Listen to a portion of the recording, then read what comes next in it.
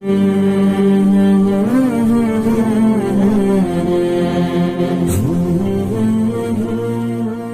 طرح عقائد کے معاملے میں یہ بات بہت اہم ہے کہ عقائد کے بارے میں یہ نظریہ اور یہ اعتقاد رکھنا ضروری ہے کہ ہم اور ہمارا ہم عقیدہ یہ اہل حق ہیں اور حق پر ہیں، اور وہ شخص جو عقائد میں ہمارا مخالف ہے یہ اہل باطل ہیں اور وہ باطل پر ہیں۔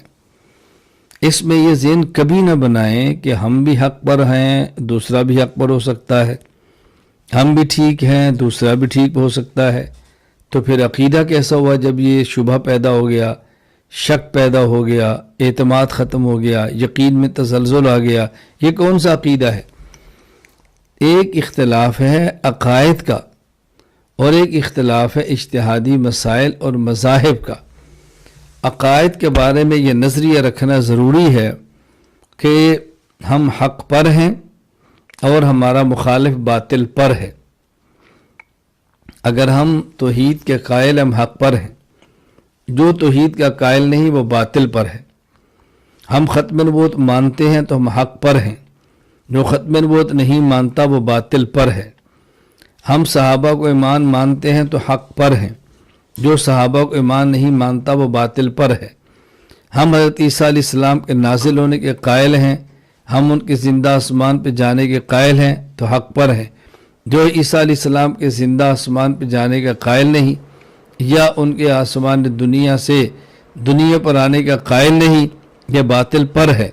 یہ اعتقاد رکھنا ضروری ہے۔ اسی طرح اگر ہم حیات النبی صلی اللہ علیہ وسلم کو مانتے ہیں تو ہم حق پر ہیں، جو عقیدہ حیات النبی کو نہیں مانتا صلی اللہ علیہ وسلم وہ باطل پر ہے۔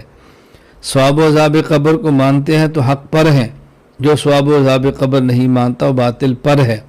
کرامات اولیاء مانتے ہیں تو حق پر ہیں، جو کرامات اولیاء کا انکار کرتا ہے وہ باطل پر ہے۔ تو اعتقادات کے معاملے میں یہ نظریہ رکھنا ضروری ہے اور یہ عقیدہ بنانا ضروری ہے کہ ہم اہل حق ہیں اور ہمارا مخالف باطل ہے۔ جہاں تک تعلق اجتہادات کا ہے، مذاہب کے اختلاف ہے، اس میں وسعت ہے۔